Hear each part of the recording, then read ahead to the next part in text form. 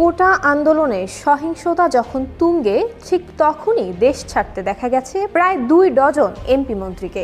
কেউ যুক্তরাষ্ট্র, কেউ বা কানাডা, কেউ অস্ট্রেলিয়া, কেউ আবার যুক্তরাজ্য, কেউ একা, কেউ আবার সপরিবারে সফর করেছেন। তবে দেশের এমন দুঃসময়ে তাদের বিদেশ যাত্রা নিয়ে নানান মহলে রয়েছে ভিন্ন ভিন্ন প্রতিক্রিয়া।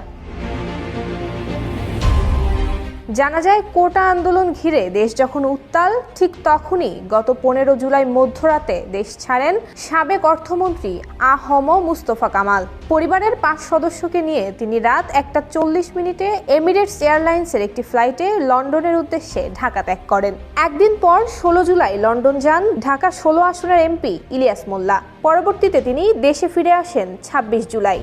একই দিনে পরিবারের 11 সদস্য নিয়ে কুমিল্লা 11 আসনের এমপি এবং সাবেক রেলমন্ত্রী মুজিবুল হক দুবাই যান। রাত 11টার কিছুক্ষণ আগে একটি ফ্লাইটে তারা ঢাকা ছাড়েন।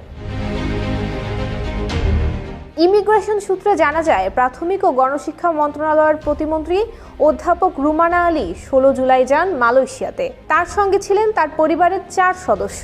এদিন আরও 2 এমপি বিদেশ যান। তাদের মধ্যে রয়েছেন ময়মনসিংহ 8 আসনের এমপি মাহমুদ হাসান সুমন। তিনি পরিবারের 4 সদস্য নিয়ে গিয়েছেন সিঙ্গাপুরে। অপরজন হলেন কুমিল্লা 8 আসনের এমপি আবু জাফর মোহাম্মদ শফিউদ্দিন। 17 জুলাই অস্ট্রেলিয়ার সিডনিতে যান চট্টগ্রাম 1 আসনের এমপি মাহবুবুর রহমান।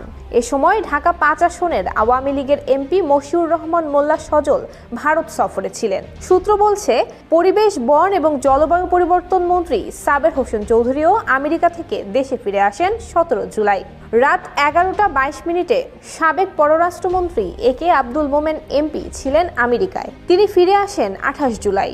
ভোলা 3 আসনের এমপি নুরুন্নবী চৌধুরী শাওন সস্ত্রীক থাইল্যান্ড থেকে দেশে ফিরেছেন গত 26 জুলাই। নারী সংরক্ষিত আসনের এমপি পারভিন জামান গত 26 জুলাই ব্যাংকক গেছেন। রাত 11:30টায় বাংলাদেশ বিমানের একটি ফ্লাইটে তারা যাত্রা করেন। এছাড়া ময়মনসিংহ 3 আসনের এমপি নীলুফার আঞ্জুম লন্ডন থেকে 25 জুলাই ফিরেছেন দেশে। অর্থ প্রতিমন্ত্রী ওয়াসিকা আয়েশা খান কানাডার উদ্দেশ্যে পাড়ি জমান 25 জুলাই। যদিও এটি তার সরকারি সফর বলেই জানা গেছে।